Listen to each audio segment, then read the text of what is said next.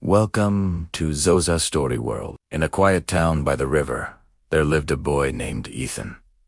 Ethan was extremely intelligent. People often said he had the potential to achieve anything he wanted. His dream was big. He wanted to become an engineer and build machines that could change the world. Everything seemed possible for Ethan, but he had one major problem. He could never control his mind.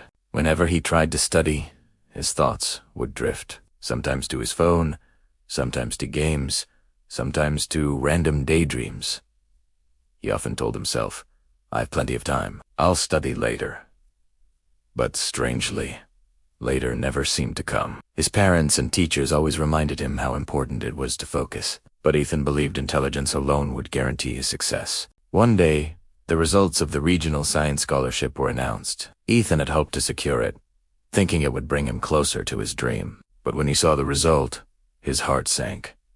He hadn't passed. His friends, who studied consistently, had even teachers who once praised him looked at him with disappointment. That evening, Ethan sat alone in his room, feeling ashamed. He realized he wasn't lacking talent, he had just wasted precious time. For the first time, he understood a crucial truth.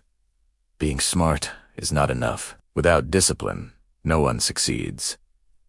Determined to change, Ethan sought help. He met Coach Thompson, a wise mentor who was known for training not only physical skills, but also focus and Ethan explained his struggle. Coach Thompson smiled and said, "Ethan, controlling your mind is not easy, but it can be done. Let's start with something simple." He took Ethan to the school courtyard and brought out a frisbee. He placed a small bucket some distance away and said, "If you can throw this frisbee into the bucket, I'll know you can focus." Ethan threw but missed. Coach asked, "Where were you looking when you threw it?" Ethan admitted, "At everything around the trees, the benches, the bucket." Coach nodded. "That's your problem. You're looking at everything instead of focusing on the target. In life, your mind is the same. If you want to succeed, focus only on your goal during study time." Ethan asked, "But how do I start? How do I become disciplined?" Coach Thompson gave him 4 simple rules. Control your thoughts. Remind yourself of your goal whenever your mind wanders. Make a routine. Schedule daily study and rest times. Your brain will adapt to this rhythm. Remove distractions. Keep phones, games, and apps away during focus time. Practice daily.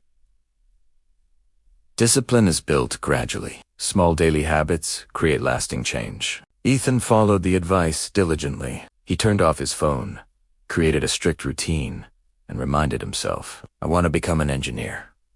At first, it was tough, but soon his focus improved.